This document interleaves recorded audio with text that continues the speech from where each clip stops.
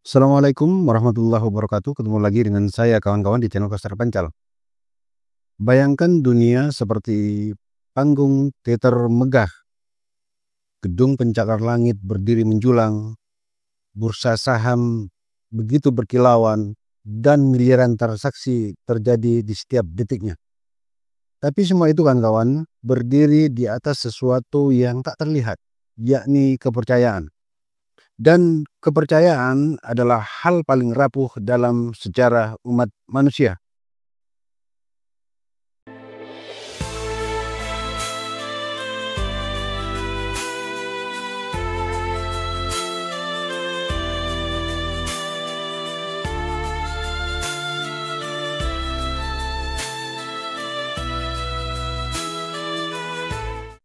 Sistem keuangan global kawan-kawan, sebuah jaringan rumit yang menghubungkan hampir setiap kehidupan manusia, dari harga nasi goreng di pinggir jalan sampai suku bunga kredit rumah di Manhattan misalnya. Tapi bagaimana sistem ini bisa tumbuh begitu besar dan begitu rapuh? Segalanya dimulai dari satu janji, yakni stabilitas.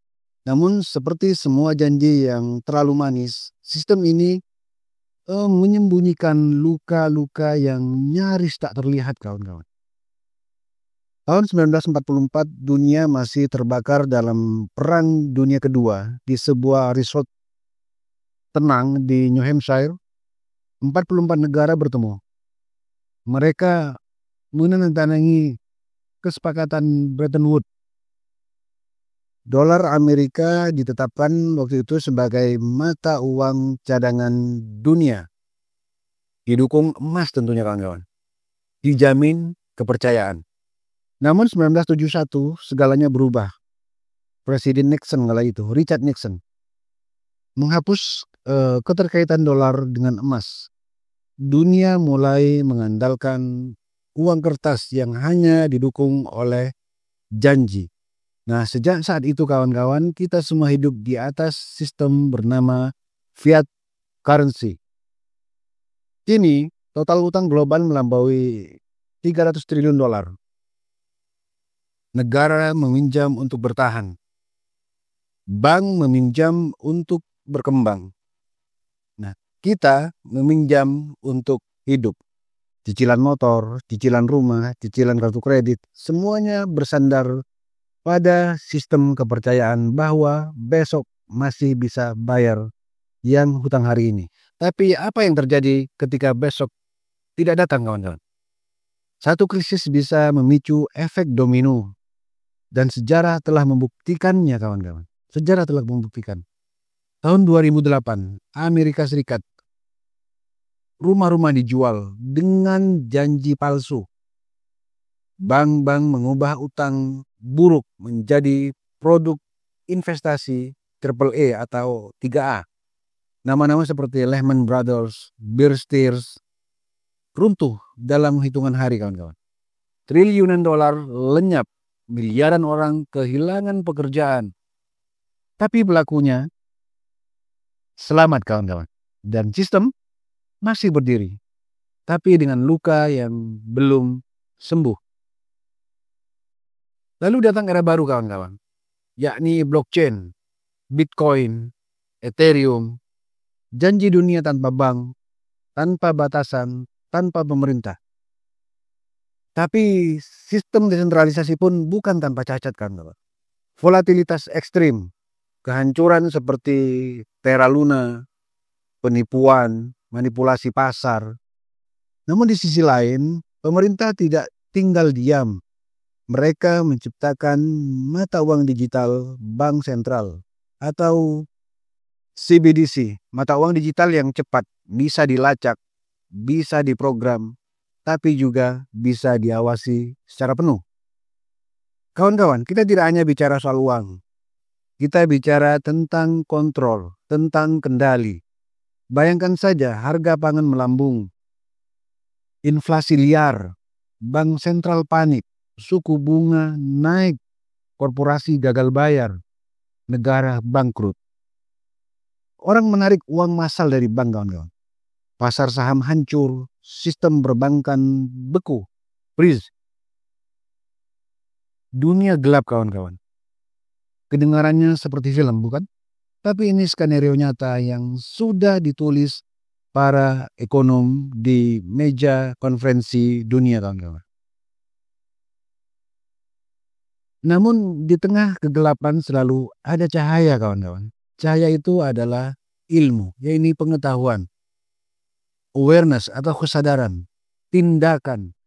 Kita bisa membangun sistem yang lebih adil, menyadari bahwa uang bukan hanya angka, tapi juga kekuasaan.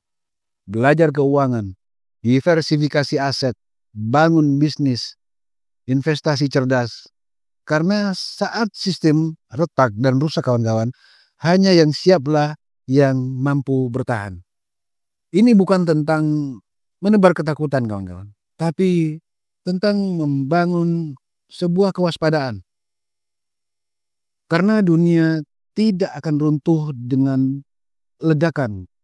Dunia runtuh dengan bisikan, kawan-kawan. Dan sekarang kita sedang mendengar bisikan itu. Mereka tidak memakai topeng, kawan-kawan. Mereka tidak bersembunyi. Tapi mereka juga tidak terlihat. Siapa mereka itu? Mereka adalah kelompok elit keuangan dunia. Bukan teori, ini fakta, kawan-kawan. Organisasi seperti Bank Dunia, International Monetary Fund atau IMF, The Federal Reserve atau The Fed, dan kelompok pengambil kebijakan tertutup seperti Bilderberg Group, World Economic Forum, dan BIS, Bank for International Settlement. Mereka membuat kebijakan moneter global. Mereka menentukan suku bunga yang berdampak kepada seluruh dunia. Mereka menentukan kapan ekonomi harus tumbuh dan kapan akan terjadi krisis. Mereka bukan satu konspirasi tunggal, kawan-kawan. Tapi mereka punya satu kesamaan. Kekuatan yang tidak dipilih oleh rakyat, namun mempengaruhi seluruh umat manusia di dunia. Dan dalam sistem ini, kawan-kawan, Anda, saya, dan miliaran orang lainnya hanya pion. Kita diajarkan di sekolah untuk menjadi pekerja. Bekerja untuk membayar hutang. Konsumsi untuk mengejar gaya hidup. Dan terus ikut roda tikus yang mereka desain sendiri. Jadi apa sebenarnya, kawan-kawan, yang menyebabkan sistem ini begitu rapuh? Yang pertama, uang tanpa nilai nyata, kawan-kawan. Sejak uang tidak lagi didukung oleh emas, underlying emas, nilainya hanya berdasar pada kepercayaan. Dan kepercayaan bisa hancur dalam sekejap. Dalam sekejap, kawan-kawan. Kemudian yang kedua, ketergantungan pada hutang. Pertumbuhan ekonomi dipaksakan, kawan-kawan, dengan hutang. Tanpa hutang, sistem melambat. Tapi hutang tidak bisa bertumbuh selamanya, kawan-kawan. Itu yang kedua. Kemudian yang ketiga, adanya ketimbangan ekonomi. 1% populasi dunia kini menguasai lebih dari 50% kekayaan global. Sistem ini, kawan-kawan, dirancang untuk distribusi, tapi untuk akumulasi. Yang keempat, manipulasi pasar.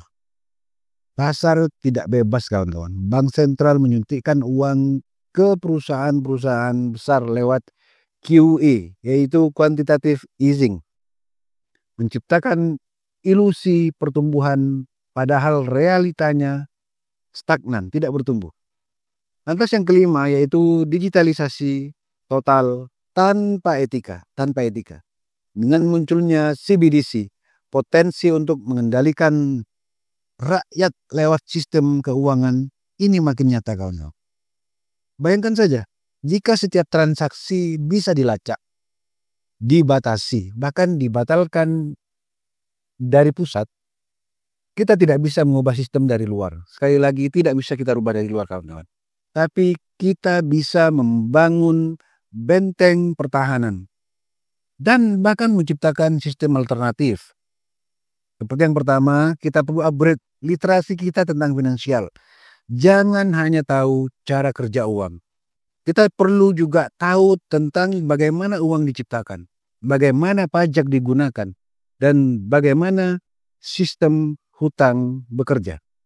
Yang pertama. Kemudian yang kedua, diversifikasi aset. Jangan hanya punya uang fiat, kawan-kawan. Bangun aset nyata. Emas, properti, bisnis produktif, bahkan aset digital seperti Bitcoin, Ethereum, dan lain sebagainya. Kemudian yang ketiga, pemahaman teknologi desentralisasi. Blockchain. Ini adalah senjata demokratisasi tanpa harus dipahami. Bukan hanya dibeli karena FOMO, ikut-ikutan. Kemudian yang keempat, kawan-kawan, kembangkanlah keterampilan bernilai tinggi. Skill, keahlian adalah mata uang baru, kawan-kawan.